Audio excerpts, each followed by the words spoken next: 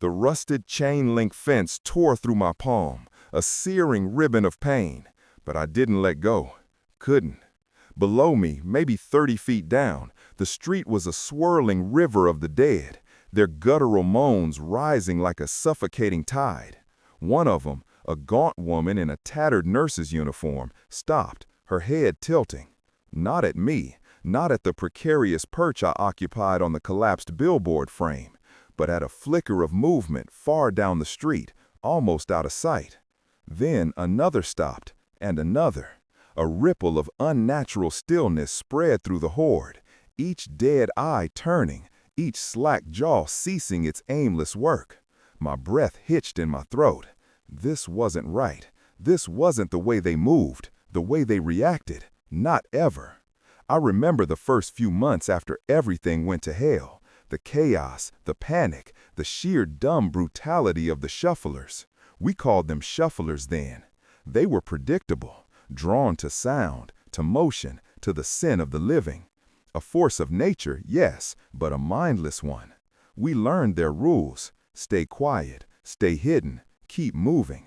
But what was happening on the street below defied every single rule I'd ever learned.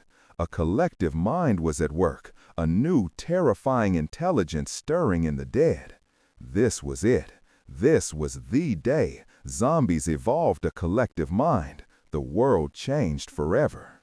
And I was trapped, 50 feet above them, bleeding and utterly alone, watching the world rewrite itself. The silence that fell on the street was heavier than any roar, a profound, eerie hush broken only by the frantic beat of my own heart against my ribs. It pounded a frantic rhythm, a drum solo of pure, unadulterated terror. The air thickened with a sudden cloying scent of ozone, a metallic tang that made my teeth ache. No, not ozone. It was something else, a smell I hadn't recognized before, a sickly sweet current beneath the familiar stench of decay and fear. My eyes darted across the street, desperately searching for the source of their attention. A broken traffic light, still swaying precariously from a snapped cable. A crumpled bus, its windows shattered, paint faded to a dull mockery of its former vibrant advertising. The skeletal remains of a dog, picked clean, half buried in a pile of ash. Nothing. And yet, their collective gaze was fixed. My gaze followed theirs, stretching down the street, past the familiar landmarks of a city consumed by ruin. There, at the mouth of an alleyway I knew led to the old municipal power station, something shifted. A shadow detached itself from the deeper darkness. It wasn't one of them, not exactly. It was too fast, too fluid, a blur of motion. A dog. A massive, lean brute of a German shepherd, its fur matted, its ribs stark beneath its hide. It darted out, then back into the alley, a flash of movement. And every single dead thing on the street below me, hundreds of them, began to move. Not shambling, not lurching, but pivoting. A slow, deliberate rotation, like an ocean turning on its axis, each body a single, obedient cog. The chain link bit deeper into my hand. My blood, slick and warm, mingled with the rusty metal, a coppery smell that masked the new, disturbing scent. This was what Sarah had warned me about. Not in so many words, not with any proof, but with a growing unease in the weeks before she was gone. She'd seen them changing, she'd said. Not just faster or stronger, but something in their eyes. A flicker of something more than hunger. I dismissed it as exhaustion, as the psychological toll of a world gone mad. How wrong I had been, how fatally, devastatingly wrong. The German shepherd reappeared, a low, guttural snarl ripping from its throat. It darted out of the alley again, this time dragging something. A body, a partial body, stripped bare, its bones gleaming dully in the grimy daylight. The dog dropped it, barking furiously at the converging horde, a desperate, valiant stand. And then it charged. Not at the horde, but past them, a sudden burst of speed, straight into the open mouth of the alley. It was a feint, a distraction, and the horde, the collective mind, understood it. Instead of all of them rushing into the narrow alley, which would have created a bottleneck, a surge of them veered right, towards a crumbling office building. Another group split left, towards the gutted remains of a pharmacy. They were flanking the alley, cutting off escape routes. This wasn't random, desperate pursuit. This was strategy. The cold sweat that slicked my back wasn't just from the precarious height or the physical pain. It was the icy grip of pure existential dread. The world had just taken a turn for the truly horrifying. The day zombies evolved a collective mind, the world changed forever, wasn't just a grim prophecy anymore. It was playing out beneath my very eyes. My legs, numb from clinging to the precarious billboard frame for what felt like hours, threatened to buckle. The sun, a pale, anemic disk behind a haze of smoke and ash, cast long, distorted shadows that stretched like grasping fingers across the street. My mouth was dry, tasting of dust and the metallic tang of fear. Every muscle in my body screamed for release, for the simple comfort of solid ground. But the ground was a maw of endless hunger. I had been Alex, a mechanic, a regular guy who cursed traffic and worried about bills. Now I was a ghost in my own life, clinging to the skeletal remains of civilization, a phantom limb of a past that was gone. Sarah. Her face flashed in my mind, a beacon of warmth in the encroaching darkness. Her laugh, the scent of her hair, the way she used to crinkle her nose when I told a bad joke. She was gone, lost in the chaos of the initial outbreak, swallowed by the mindless tide. I'd mourned her, fought for her, even while knowing it was a fool's errand. And now, this, a new horror, a betrayal of the very rules of the apocalypse. The dog's barks echoed, strained and desperate, from deep within the alley. It was a brave sound, a defiant sound, but ultimately a futile one. The flanking movements of the infected were too efficient, too precise. I watched as the first few shufflers, no, not shufflers, I had to stop calling them that. These were something else. These were the collective. The first few pushed their way through the shattered windows of the office building, their bodies scraping against glass shards with a sickening crunch. Others forced open the warped service door of the pharmacy, a sound of splintering wood that cut through the silence. They were moving with a purpose, a shared objective that sent a shiver down my spine. My mind raced, grappling with the impossible. How? How could this be happening? The infection, the virus, whatever it was, it animated the dead, made them hunger, but it never gave them intelligence, not like this. Not a shared, tactical understanding. My breath hitched. Was it the virus evolving, or was it something else entirely? Something that had been lying dormant, waiting for the perfect conditions to awaken? The scale of the horror, the sheer, unimaginable implications of a world where the dead could think together, threatened to swallow me whole.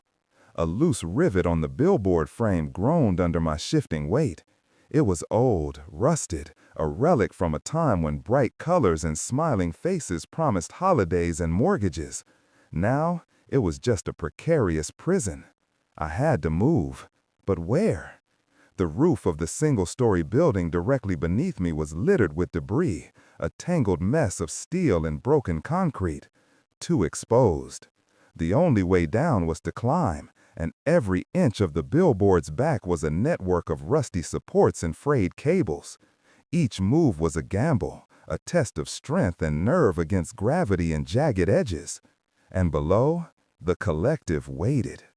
My eyes scanned the immediate surroundings again. The street was still teeming, but the focus had shifted.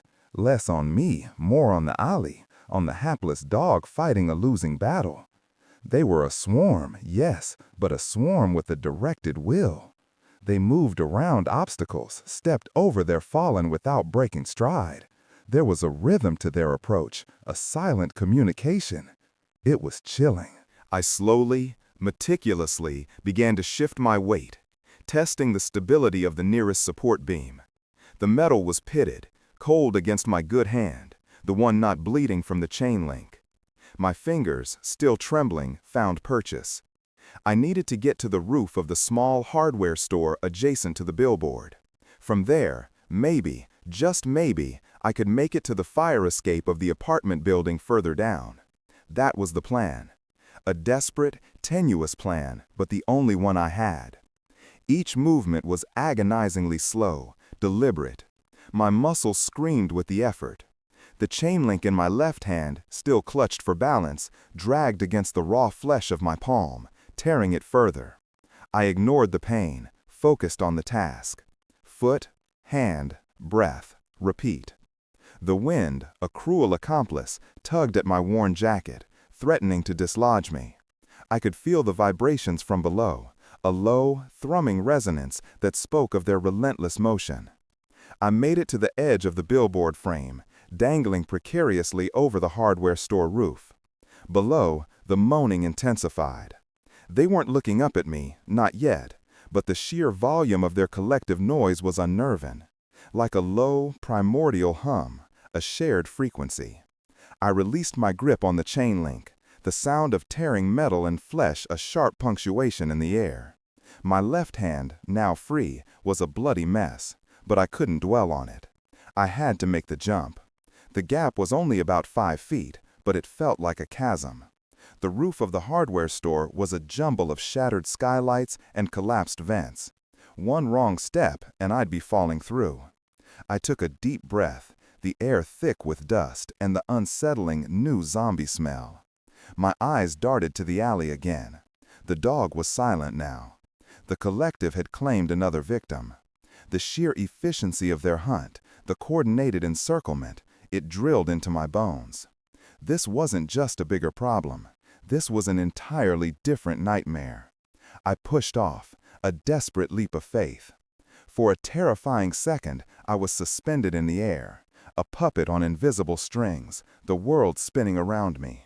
Then my feet hit the roof with a jarring thud, sending a fresh wave of pain through my protesting knees. I stumbled, sprawling across the grimy tar and gravel, my rifle clattering against the concrete. Frantically, I scrambled for it, my fingers closing around the cold steel. The sound of my fall had drawn attention. Below, on the street, the moaning shifted. A dozen heads, then 20, began to slowly, deliberately turn. Their eyes, milky and dead, found me. They raised their hands, not in a lurching, grasping way, but in a curious, almost investigative manner, as if sensing my presence, dissecting it. My heart hammered against my ribs like a trapped bird. They weren't just reacting to noise anymore. They were listening. They were learning. This was the collective mind at work, a new, insidious predator. I pushed myself up, my legs trembling, every nerve ending alive with adrenaline. The roof was not safe. It was a trap. The apartment building fire escape was my only chance. But getting there meant crossing the exposed expanse of the hardware store roof, and the collective was already starting to converge below. Their movements were no longer aimless. They were moving with a focused intent, like a hive of insects whose queen had issued a command. I could feel their collective gaze on me, a heavy, oppressive weight that seemed to press down from all sides. It wasn't just individual stares. It was 1,000 dead eyes merging into one single predatory awareness. My breath hitched. This was the true horror, the one Sarah had glimpsed.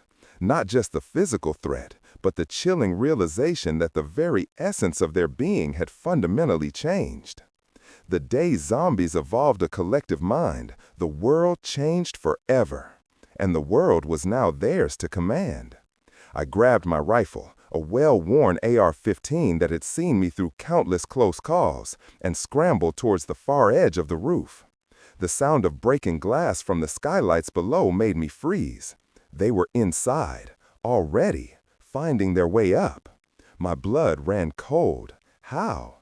How could they know to go inside, to climb? This wasn't the dumb, persistent enemy I had fought for months. This was something else entirely. My mind raced, trying to make sense of the impossible. Did they somehow communicate? A psychic link? A shared awareness? The questions piled on, each one more terrifying than the last. I could hear the faint scuffling sounds now, directly below me. The hardware store, once a treasure trove of tools and supplies, was now a vertical trap. I reached the edge of the hardware store roof, directly opposite the fire escape. The gap was wider here, maybe 8 feet, too wide to jump. I scanned the roof frantically, my eyes seeking anything, any discarded lumber, a metal pipe, a ladder. Nothing. Just rubble, broken glass, and the growing sounds of the infected inside the building. Time was running out. The air grew heavy, the strange ozone-like smell intensifying, almost stinging my nostrils. It was the scent of their presence, their concentration. Then I saw it, a length of thick, rusty conduit, perhaps 10 feet long, half buried in a pile of bricks near the edge. Heavy, unwieldy, but potentially a bridge. My hands, still bleeding, wrapped around the cold metal. The effort of pulling it free sent searing pain through my shoulders, but I gritted my teeth. This was it, my one chance. I wrestled the conduit to the edge, positioning it, trying to gauge the distance. It was barely long enough. Too short to simply lay across. I'd have to swing it, use momentum, then clamber across. A suicidal move, but what choice did I have? The sounds from below were getting louder, closer. A single, distinct groan, then another, directly beneath the skylight. They were almost through. I braced myself, took a deep, shuddering breath. The collective mind of the infected outside the building seemed to watch me, a silent, predatory audience. I could almost feel their anticipation, their slow, deliberate calculation. It was as if they knew my plan, knew my limitations, and were simply waiting for the inevitable. The thought was sickening. It turned my stomach to ice. With a grunt of effort, I swung the conduit, the rusty metal scraping against the tarred roof, showering sparks. It arced through the air, clattering against the opposite building's brick wall with a loud bang, then resting precariously against the fire escape railing.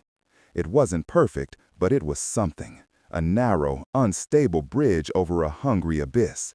I scrambled onto the conduit, my rifle clutched tight in my left hand, the right hand, the bleeding one, gripping the rusty pipe for dear life. My feet found purchase, sliding against the uneven surface. Each step was a terrifying balancing act. The pipe flexed and swayed under my weight, groaning in protest. Below, the moaning erupted into a frenzy. They heard me. They knew. From the shattered skylight below, a dead hand, then a head emerged. A man in what looked like a delivery uniform, his face gray, contorted in a silent scream, his eyes fixed on me with that familiar, ravenous hunger. But his movements were different. He wasn't just blindly reaching, he was observing. His head turned, almost as if he was calculating the distance. Then something slammed into the conduit from below, a jarring impact that almost sent me tumbling. Another infected, this one a woman with long dark hair, had somehow climbed onto the outside ledge of the hardware store, reaching up, attempting to shake the pipe. Not just reaching, climbing. They were learning to climb. My heart leaped into my throat. This wasn't supposed to happen. I shuffled forward, my grip white-knuckled on the conduit. The woman below shrieked, a sound not of human pain, but of raw, animalistic frustration. She clawed at the pipe, her nails scraping against the metal, a terrible symphony of metallic screech and tearing flesh. My injured hand throbbed with every vibration. I was halfway across when another infected appeared on the roof of the hardware store, pushing its way through the jagged opening of the skylight. It was bigger, a man in construction gear, and it didn't hesitate. It ran, a clumsy, lurching run, straight for the conduit, attempting to cut me off. It was a coordinated move, an ambush. "No!" I yelled, the sound torn from my lungs. My voice was raw, desperate. I couldn't move any faster. I aimed my rifle and fired.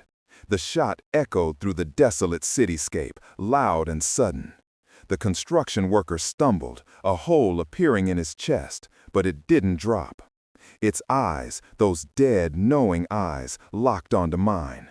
It was still coming. I fired again, aiming for the head this time. The shot connected, an ugly, wet splatter. The construction worker finally fell, tumbling backward through the broken skylight with a crash of glass and splintering wood. But the brief moment of triumph was fleeting. The woman below was still shaking the pipe, and more were emerging from the skylights. The sheer numbers, combined with their new, chilling intelligence, were overwhelming. My feet slipped, my balance wavered. For a horrifying second, I thought I was going to fall. The abyss of the street below, filled with the collective, yawned open. I scrambled, pressing myself against the rough surface of the conduit, my body screaming in protest. The fire escape was so close. Just a few more feet. I reached it, my fingers grasping the cold, rusty railing, pulling myself off the conduit with a desperate surge of adrenaline. I collapsed onto the grimy metal platform, gasping for breath, my body shaking uncontrollably. The construction, now free of my weight, swayed dangerously, then clattered to the roof below, sending up a cloud of dust and echoing through the silence. The infected on the hardware store roof roared, a chorus of guttural frustration. They pounded on the edges of the now-gone bridge, their collective will thwarted, if only for a moment. But I knew it wouldn't be for long. They would find another way. They always did. Because this wasn't the old enemy. This was something new, something that learned, something that evolved. The day zombies evolved a collective mind, the world changed forever. And the world was now a chessboard, and I was just a pawn. I didn't waste another second. Pushed myself up, my muscles screaming in protest, and started climbing the fire escape. Up, up, away from the street, away from the immediate threat. The apartment building was tall, perhaps 10 stories. Maybe I could find a relatively secure floor, a temporary sanctuary. Maybe. The hope was a thin, fragile thing, easily crushed by the weight of reality. As I climbed, I could feel the vibrations of the building beneath my feet, the distant thrumming of the collective mind on the street. It was like a constant, low-frequency hum, a shared pulse that permeated everything. My left hand, the one torn by the chain link, was a mess. Blood oozed steadily, staining my jacket sleeve a dark, rusty red. I needed to tend to it, but not now. Now, I climbed. The fire escape was old, rusted, each rung a test of its decaying integrity. It screeched and groaned under my weight, the metallic protest echoing in the desolate silence. I looked up. The top floor of the building, shrouded in a thin layer of smoke and grime, seemed impossibly far away. But it was my only destination. Higher meant safer, at least for a little while. I reached the 5th floor landing, gasping, my lungs burning. My legs felt like lead. I paused, leaning against the cold brick wall, trying to catch my breath. The world spun for a moment, blurring at the edges. I closed my eyes, taking a few shaky, forced breaths. The metallic tang of fear was overwhelming, a taste that had become all too familiar in the past few months. When I opened my eyes, I saw it. A broken window on the 6th floor, just above me. The glass was shattered, jagged teeth framing a gaping black maw. And within the darkness, something moved. A flicker of gray. A dead face, pressed against the sill, looking down. Not aimlessly, not blindly. It was watching me. Its head tilted, mimicking the nurse on the street. A grotesque curiosity. My blood ran cold. How? How could it have gotten up there? The fire escape was the only external access. Had it been in the building already? Or had it, somehow, climbed? The thought was a sickening blow. If they could climb, if they could navigate complex structures, then nowhere was truly safe. The evolution was far more advanced than I had dared to imagine. I raised my rifle, heart hammering. But I hesitated. What if there were more? What if this was another trap, another coordinated move by the collective? I couldn't risk revealing my position, giving away my exact location to the hundreds below. I needed to be smart, not just reactive. This was no longer a game of brute force and simple evasion. This was a chess match, and I was playing against an opponent who could think. The dead face above me remained still, watching.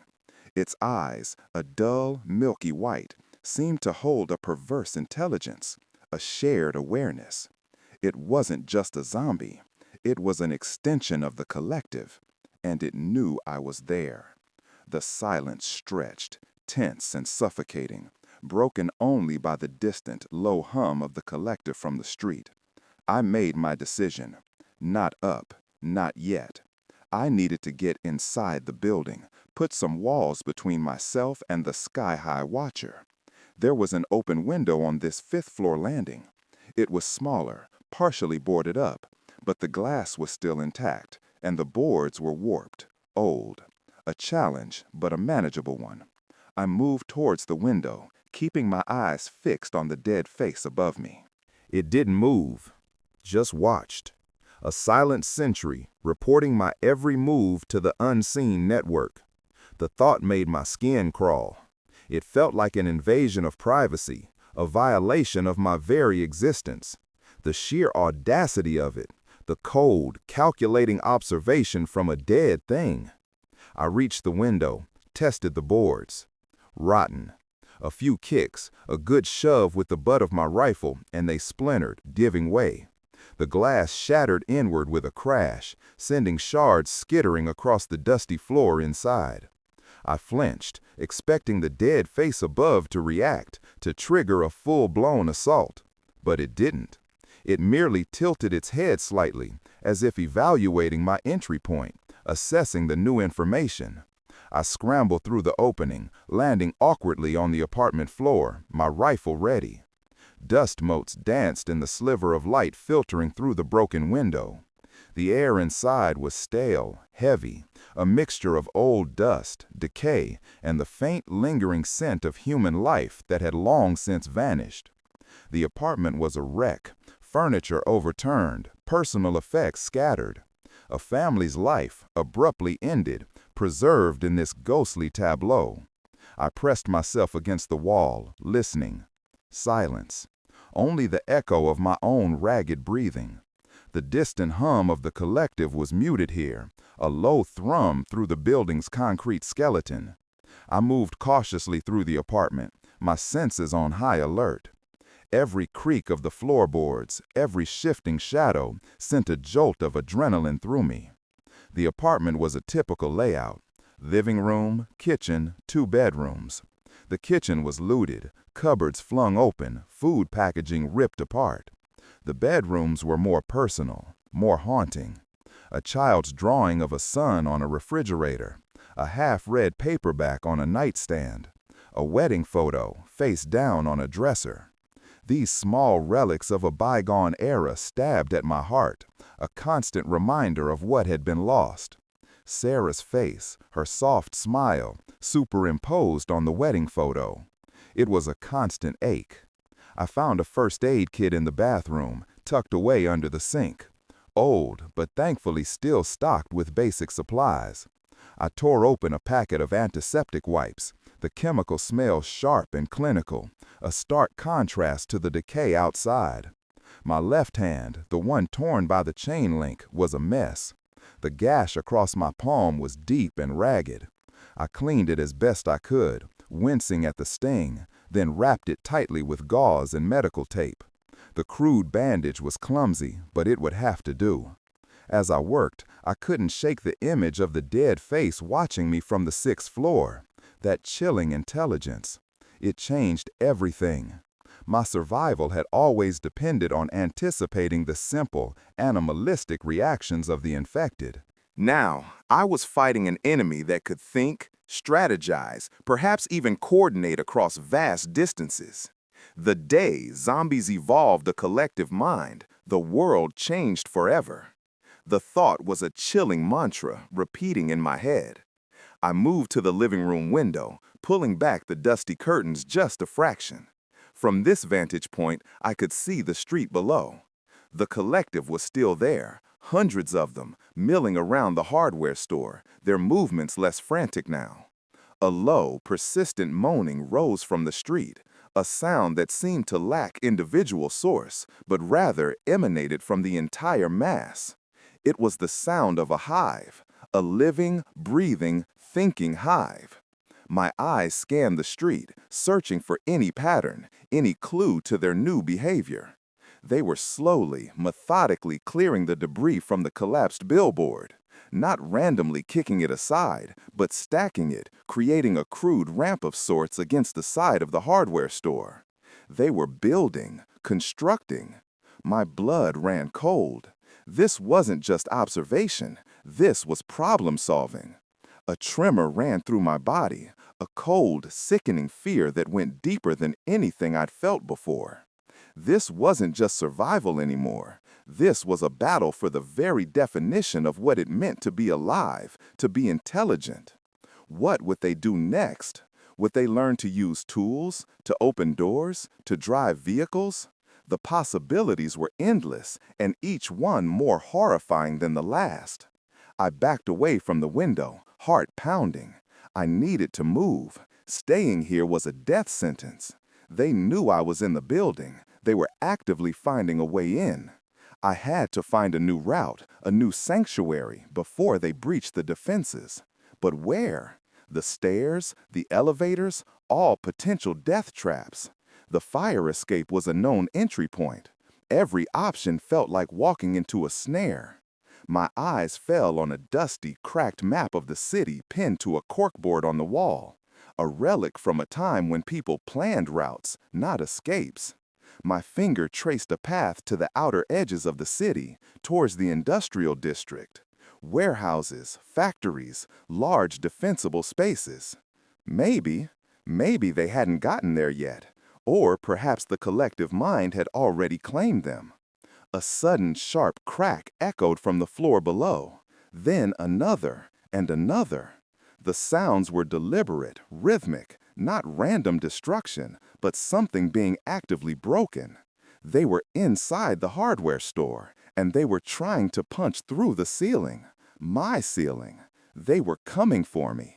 My breath hitched. I grabbed my rifle, checked the magazine. 28 rounds. Not enough. Never enough. I needed more. Desperately. My eyes darted around the apartment. No other weapons. No obvious escape routes. The dread was a physical weight, pressing down on my chest, making it hard to breathe. I remembered the old tunnels, the forgotten maintenance tunnels beneath the city. Used to explore them as a kid, a stupid, reckless adventure with my friends. They stretched for miles, a labyrinth of forgotten concrete and rusted pipes. Dangerous, yes, filled with rats and forgotten hazards.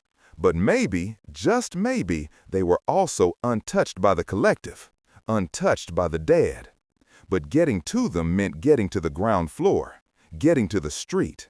A gauntlet through the apartment building, a journey into the heart of their territory. My gut churned. It felt like suicide. But staying here was guaranteed death. Another crack from below, louder this time. The ceiling above the living room bowed slightly, a thin layer of dust sifting down. They were getting closer. I had to move. Now. My mind raced, weighing the odds. Tunnels, unknown hazards, potential dead ends, but possibly clear of the collective. Street, guaranteed death. Fire escape, known ambush. What would you do? I whispered to the empty room, to Sarah, to the ghosts of the past. What choice is there when every path leads to a maw? The rhetorical question hung in the air, unanswered. A familiar despair, cold and suffocating, settled over me. I made my decision. The tunnels. It was a long shot, a desperate gamble, but it was a shot. I moved to the apartment door, slowly, cautiously, my hand on the cold metal knob. It was locked. A small victory, a fleeting sense of security.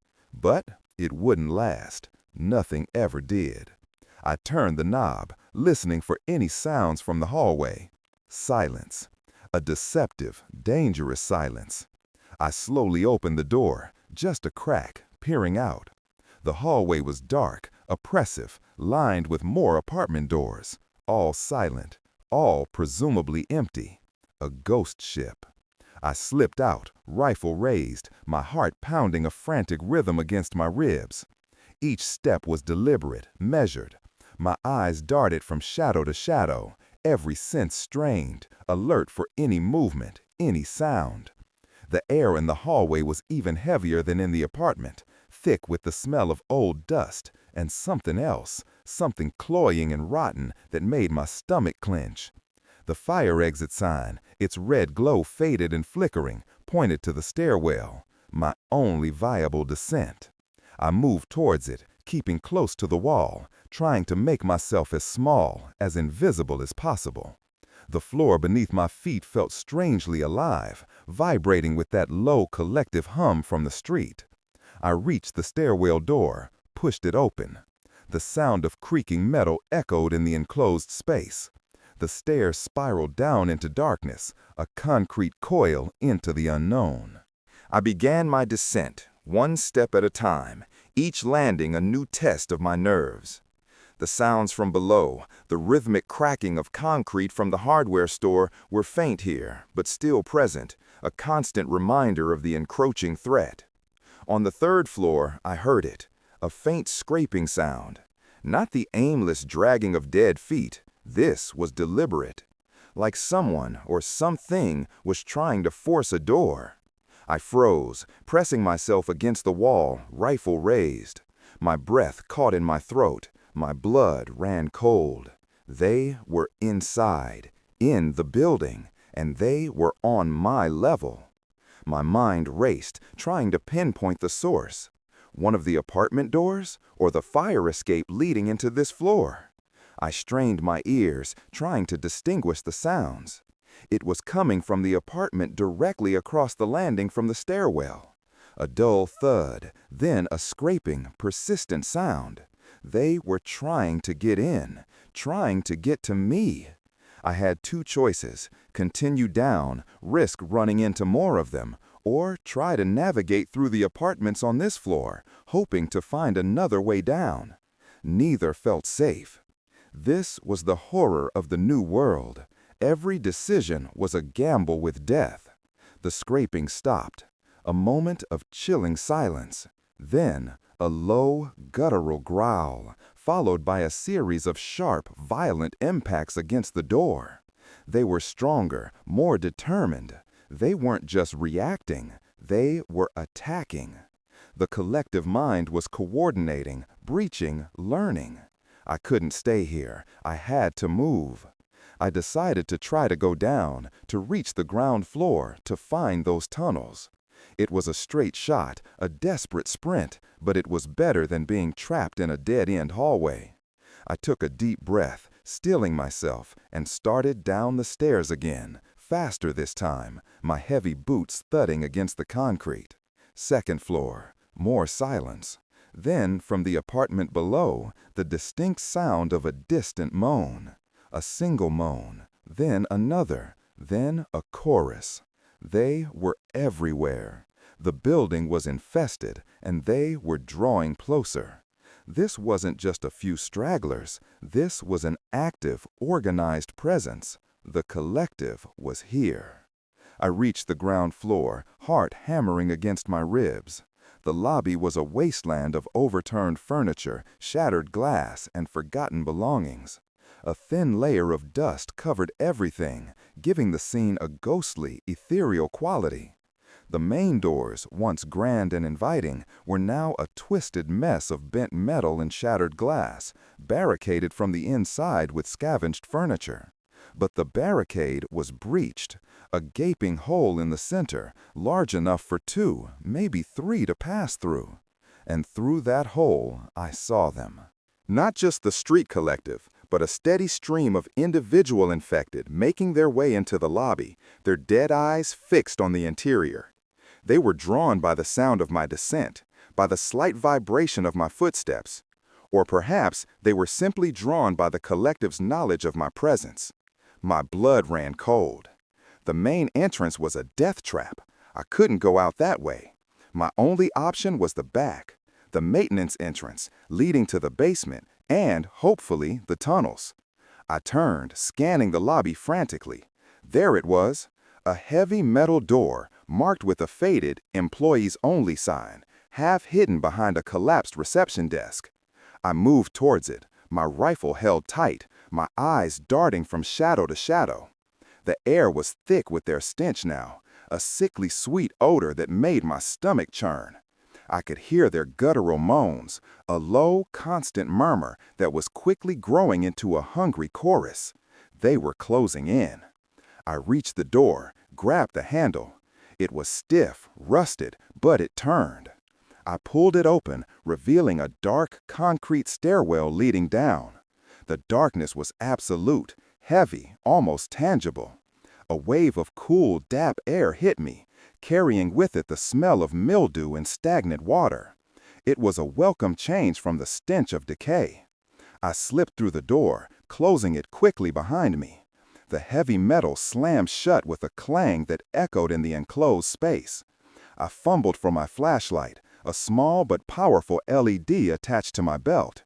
Its beam cut through the oppressive darkness, revealing a steep, concrete staircase descending into the depths. This was it, the last chance, the tunnels, my only hope against the day zombies evolved a collective mind, the world changed forever. But even in the darkness, even in the seeming safety of the basement, I couldn't shake the feeling of being watched, of being hunted by an intelligence that transcended individual bodies. The collective was everywhere, and it was learning. What else could they do? What new horrors awaited me in the dark? I started down the stairs, each step echoing in the silent, damp air. My flashlight beam cut through the darkness, illuminating a labyrinth of pipes, wires, and forgotten storage. The air was thick with the smell of damp concrete and mildew. This was a different kind of oppressive, a claustrophobic dread. I reached the bottom, stepping onto a dirt floor. The beam of my flashlight picked out old wooden crates, broken furniture, and a thick layer of dust that coated everything. The basement was vast, a subterranean cavern beneath the apartment building. And somewhere in this forgotten space were the entrance to the maintenance tunnels. My breath hitched. A sound, faint but distinct. A wet, dragging sound coming from the shadows ahead. My rifle snapped up, its cold steel a comfort in my trembling hands. My heart hammered against my ribs. My eyes strained, trying to pierce the gloom beyond the beam of my flashlight. Nothing. Just shadows, playing tricks on my overactive imagination. I took a deep, shaky breath, trying to calm my racing pulse. This environment was getting to me. The isolation, the darkness, the lingering scent of decay that seemed to cling to everything. I began to move, slowly, deliberately, my flashlight beam sweeping across the cavernous basement. I searched for a sign, a marker, anything that would indicate the entrance to the tunnels. I remembered them as a kid, a small, barely noticeable hatch in the far corner, hidden behind a stack of old pipes. As I navigated through the labyrinth of debris, I could feel the cold, damp air seeping into my bones. The silence was profound, almost deafening, broken only by the crunch of my boots on the dirt floor and the frantic beat of my own heart. It was a silence that felt heavy, pregnant with unseen threats. Then my flashlight beam caught it. A section of the concrete wall, different from the rest. A faint outline, almost imperceptible in the gloom. An old, rusted metal door built into the wall. My heart leaped. This had to be it, the entrance to the tunnels. I approached it cautiously, rifle raised. The door was heavy, solid, rusted shut. No handle, just a small rectangular opening near the bottom, probably for some kind of specialized tool. I remembered it now, a crowbar, a heavy wrench, something to pry it open. I dropped my rifle, rummaging through my backpack, desperately searching for anything I could use. A pry bar, a small folding multi-tool, a tactical knife. Nothing strong enough. My mind screamed in frustration. So close, and yet so far. My eyes darted around the basement. What could I use? A piece of rebar? A loose pipe? My gaze fell on a stack of old, rusted metal shelving units. Heavy, but perhaps if I could pry a piece off. As I considered my options, a sound cut through the silence. Not from the basement, from above. A series of loud, heavy thuds, like something massive was impacting the floor directly above me. The ceiling groaned, dust rained down. They were still coming. They hadn't given up. They were actively pursuing me, tracking me through the building. The collective mind was relentless. My heart pounded. Time was running out. I couldn't stay here. I had to open that door. I grabbed the edge of a rusted metal shelf, grunting with effort, trying to pull it free. It groaned, resisted, then, with a sudden shriek of tearing metal, a length of sharp, jagged steel snapped loose. Crude, unwieldy, but it was something. I grabbed the makeshift pry bar and jammed it into the crack around the metal door. I leaned into it, muscles straining, sweat beading on my brow. The metal groaned, scraped against concrete. A thin line of rust broke free, then another. It was moving, slowly, inch by agonizing inch. The thudding from above intensified. A section of the concrete ceiling cracked, a spider web of fissures appearing, visible in the beam of my flashlight. They were breaking through. They were learning how to collapse structures. This was beyond anything I had ever imagined. "Come on," I muttered through gritted teeth, pushing harder, pouring every ounce of my remaining strength into the task. The metal door screamed in protest, scraping loudly against its frame. The sounds from above were almost directly over me now. I could hear the wet, guttural grunts, the persistent tearing of concrete. With a final, desperate surge, the door gave way, swinging inward with a heavy, metallic clang that echoed through the basement. Behind it, a dark, narrow opening, leading into a smaller, even darker tunnel. The air that rushed out was cold, stagnant, carrying the faint, metallic scent of iron. I grabbed my rifle, scrambling through the opening, not daring to look back. I pulled the heavy door shut behind me, the sound a dull thud, not a reassuring lock. It wasn't secure, not truly. But it would buy me seconds, precious, life-saving seconds. I pressed myself against the cold, damp concrete wall of the tunnel, gasping for breath, my body shaking uncontrollably. The darkness was absolute. My flashlight beam cut through it, illuminating a cramped, narrow passage lined with rusted pipes and dripping moisture. The air was thick, suffocating. Claustrophobia threatened to overwhelm me. But at least, for now, I was away from the collective. Away from their calculating eyes, their synchronized movements. Or so I hoped.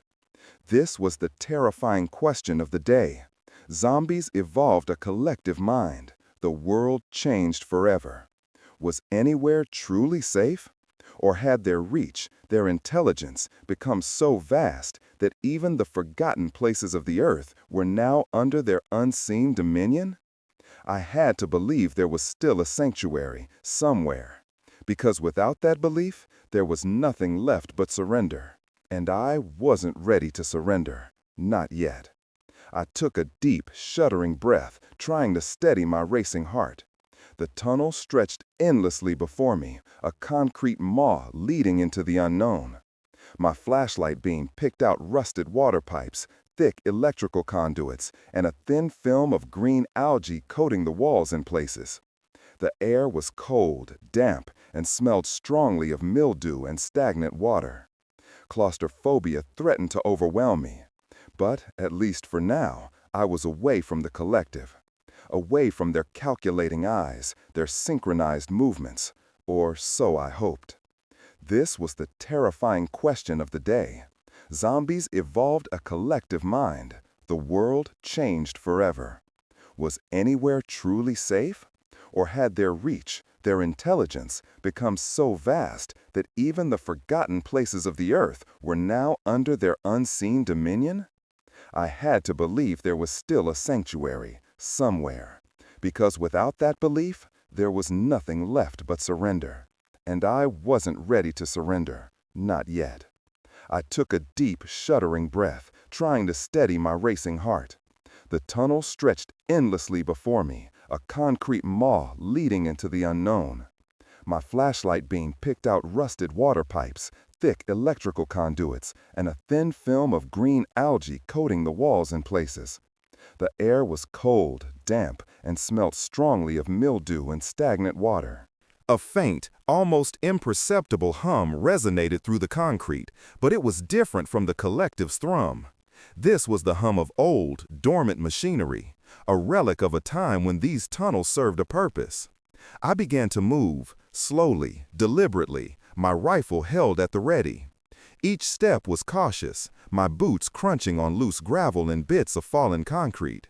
The tunnel was narrow, forcing me to crouch slightly, my head almost brushing the low ceiling. My injured hand throbbed, a dull, constant ache that served as a grim reminder of my precarious situation. My mind raced, trying to remember the layout of these tunnels from my reckless childhood explorations. They were a sprawling network, connecting various municipal buildings, power stations, and even some of the older, forgotten subway lines. If I could navigate them, I might be able to bypass large sections of the city, emerge somewhere on the outskirts, away from the immediate concentration of the collective. But the tunnels were not without their own dangers. Collapsed sections, flooded areas, volatile gas pockets. And, of course, the ever-present threat of rats, their eyes gleaming in the dark, their teeth sharp. I remembered one incident as a kid where a friend had stumbled into a colony of them, emerging screaming, covered in bites. A dark memory, but one that seemed almost trivial now compared to the horrors above ground. As I moved deeper, the hum of machinery faded, replaced by an unsettling silence. It pressed in on me from all sides, amplifying every creak, every drip of water, every beat of my own frantic heart. My flashlight beam danced ahead, painting brief, fleeting pictures of the dark, claustrophobic passage.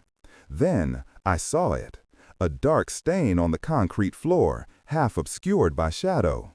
My breath caught in my throat. I approached it cautiously, my rifle snapping up. The stain was old, dried, a rusty brown color. Blood, human blood. And beside it, a faint, almost invisible drag mark leading into the deeper darkness. My gut churned.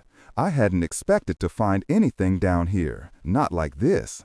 The tunnels were supposed to be safe, untouched. But clearly someone else had been down here, someone who hadn't made it. The thought sent a fresh wave of fear through me. Had the collective found its way down here too? Or was it something else entirely? A lone straggler, a desperate survivor, now a victim of the tunnel's inherent dangers. I followed the drag mark, my senses on high alert. It led me around a bend, into a wider section of the tunnel, where a large rusted generator stood silent, its machinery covered in decades of dust. And there, slumped against the generator, was the source of the blood. A man, or what was left of him. His body was badly decomposed, his clothes shredded. But even in the low light of my flashlight, I could see the unmistakable bite marks, dark and ragged, across his exposed flesh. His eyes, staring blankly, were milky white, just like theirs. My blood ran cold. The collective had found its way down here, or at least one of its extensions had. But how? The heavy metal door I had just come through was the only entrance I knew of to this section of the tunnels. Had it been open before? Had another survivor been chased down here, only to become one of them? The questions piled on, each one more unsettling than the last. I scanned the tunnel, my flashlight beam sweeping frantically. No signs of other infected. Just the dead man, slumped against the generator. I raised my rifle, aiming for the head, my finger hovering over the trigger.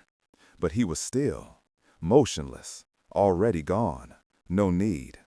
I backed away slowly, carefully, not taking my eyes off the corpse. My mind raced. If one of them was down here, could there be more? Had the collective simply sent a scout? Or was this a chance encounter, a single straggler that had been lured into the darkness? The uncertainty was agonizing. The silence returned, but it was a heavier, more oppressive silence now, filled with the presence of the dead. I moved past the generator, deeper into the tunnel, my pace quickening. I had to find a way out, a way to escape this subterranean nightmare. The tunnel branched ahead, offering two paths. Left towards what I remembered as the old subway lines. Right towards the municipal water treatment plant. Both had their dangers. The subway lines were vast, complex, a potential labyrinth of death. The water treatment plant, however, might offer a chance at clean water, a valuable resource. I chose the right path, towards the water treatment plant. Water was life. If I could secure a supply, it would buy me time, maybe even give me a chance to think, to plan, to figure out how to fight an enemy that could think. As I moved, the sound returned, that low, persistent hum, not from above, from ahead. Faint at first, then growing steadily louder. Not the hum of machinery. This was different. A resonance, a vibration that seemed to emanate from the very walls of the tunnel. It was the collective. I could feel it. A subtle, almost imperceptible shift in the air pressure, a heavy, oppressive presence that settled over me. My heart hammered against my ribs. They were down here, not just one, more. The hum intensified, a low, guttural thrum that vibrated in my bones. It felt like a chorus of low moans, amplified, distorted, focused. I rounded a bend in the tunnel, and then I saw them. Not individual shufflers, a mass, a solid wall of bodies blocking the passage ahead. Dozens of them, packed shoulder to shoulder, their faces turned towards me, their eyes glowing with a dull, sickly white light in the darkness. They weren't moving aimlessly. They were standing, waiting, a silent, unmoving blockade. My breath hitched, my blood ran cold. This was a trap, a deliberate ambush. They had known I was coming. They had anticipated my move. The day zombies evolved a collective mind, the world changed forever. The words echoed in my mind, a terrifying confirmation of my worst fears. This was their intelligence. This was their strategy. I backed away slowly, my rifle raised, my mind screaming. How could they know? How could they predict my movements? Was there a scout I missed? Or was it something else entirely? Some kind of shared consciousness that allowed them to see through each other's eyes, to feel each other's presence. The mass ahead remained still, silent, their collective gaze fixed on me. It was a terrifying spectacle. Not a mindless horde, but a deliberate, tactical formation. They were waiting for me to make a move, to run, to fire, to reveal my next intention. I had to rethink. The water treatment plant was out, so was the subway. There was nowhere to go. I was trapped between a dead end and a sentient wall of hunger. My options were shrinking, evaporating like water in a desert. My eyes darted around, desperately searching for an alternative. A maintenance shaft? A side passage? Anything. But the tunnel was solid concrete, bare and unforgiving. No escape. The hum intensified, vibrating through the ground, through my boots, up my legs, into my very bones. It was a sound that didn't just vibrate in my ears, but in my soul. A terrifying symphony of shared awareness, of directed hunger. Then, from behind me, from the direction I had just come, a distant rumble. Faint at first, then growing louder. Not the sound of the collective. This was different. A mechanical rumble. The heavy metal door, the one I had just come through. It was being opened. My blood ran cold. They were coming from both directions. An elaborate, coordinated pincer movement. They had me. They had truly trapped me. This wasn't luck. This was brilliant, horrifying strategy.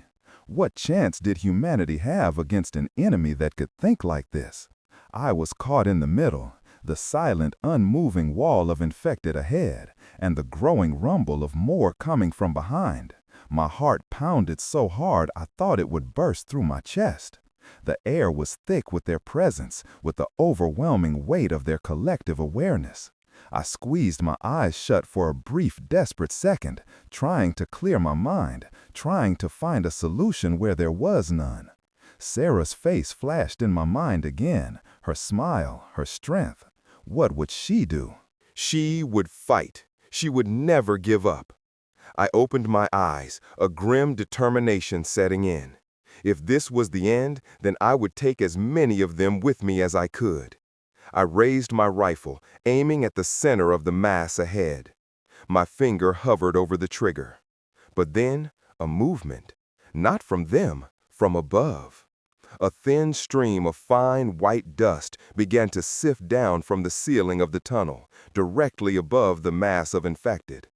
Then, a low, groaning sound. The concrete ceiling. It was starting to crack. My eyes darted up. The dust intensified, falling like fine snow. The groaning grew louder, more insistent. The vibration intensified, but it was a different kind of vibration now, a structural one.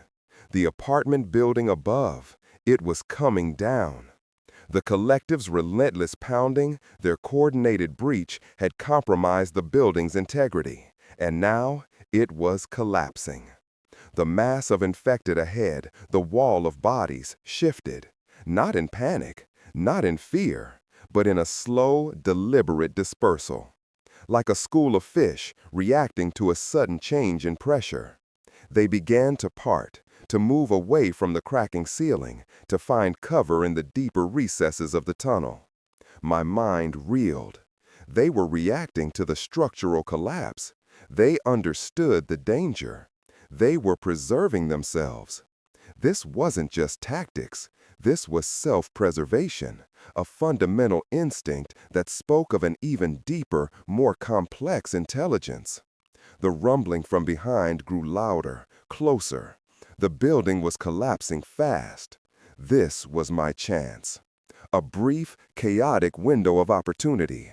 I had to move, now. I turned and ran, not towards the collapsing ceiling, but back the way I came, towards the heavy metal door, towards the sound of the approaching infected. It was a desperate gamble, a race against time and against the combined intelligence of the living dead. The tunnel shook violently, concrete dust raining down, obscuring my vision.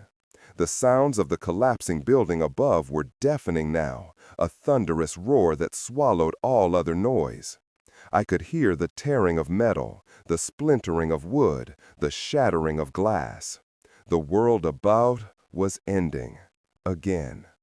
I reached the heavy metal door, fumbling for the makeshift pry bar.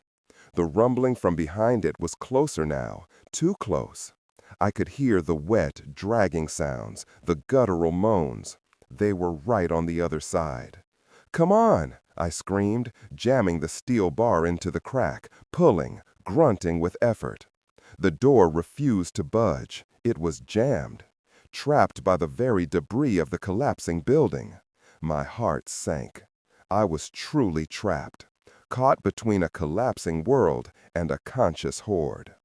The wall behind the door began to crack, thin fissures appearing in the concrete, spreading like malevolent veins. They were going to break through. I was going to die here, in the dark, suffocating embrace of the tunnels, crushed by a falling building or torn apart by a thinking horde. I closed my eyes, a wave of despair washing over me. This was it, the end. After all the fighting, all the running, all the hope, it all came down to this, a quiet, ignominious death in the dark. Then a sudden, sharp clang, not from the door, from above. A piece of heavy machinery, dislodged by the collapsing floor, fell directly onto the heavy metal door, bending it, twisting it, forcing it inward. It wasn't an opening, it was a partial collapse. A small, jagged gap appeared at the top, too small to crawl through. But it was something. And through that gap, I saw it. A sliver of light. Not natural light, an artificial glow. A faint, pulsing blue light. And with it, a sound. Not a moan, not a rumble. A high-pitched, almost musical hum. A drone. My eyes snapped open. The light was coming from deeper in the tunnel, beyond where the mass of infected had been. The infected, who were now scattered, reacting to the collapse, moving away from the debris.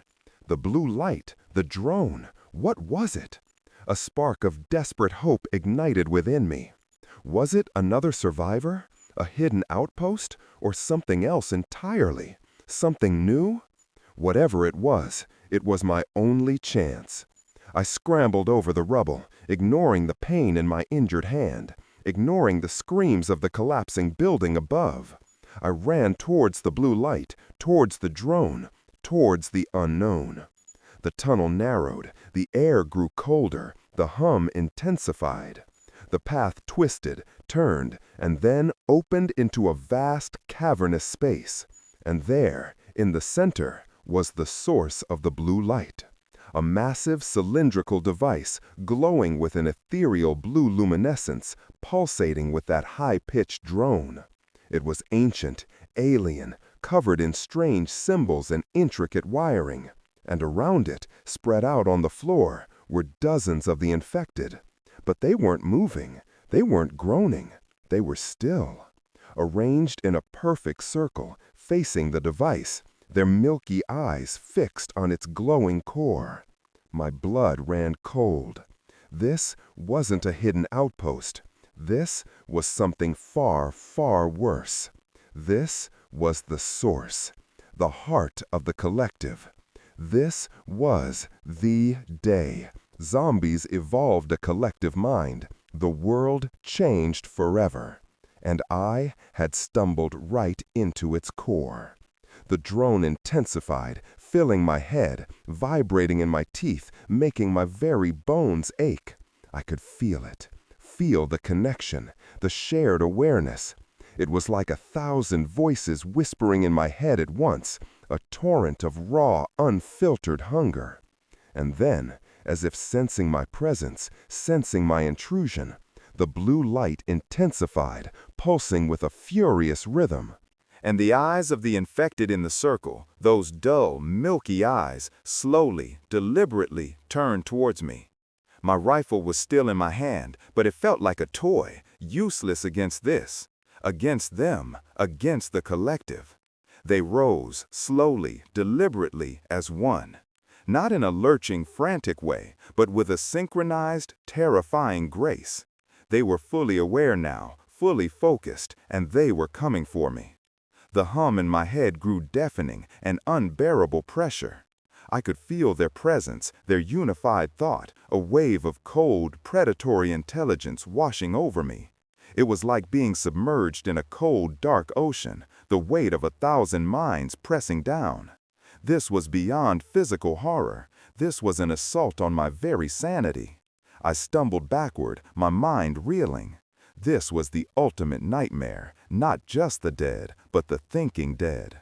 The drone pulsed, the blue light flared, and the infected advanced, a wave of coordinated hunger. What was this device? What had it done? And what would happen if it ever stopped? The questions swirled, unanswered, drowned out by the rising tide of their collective will. My breath hitched. The device, could it be destroyed, or was it too powerful, too alien? A desperate thought, a fragile thread of hope sparked in my mind. If I could destroy it, maybe I could break their connection, break the collective, turn them back into the mindless shufflers I knew how to fight, or perhaps just kill them all. But the sheer number of them, their coordinated advance, made any attempt seem suicidal.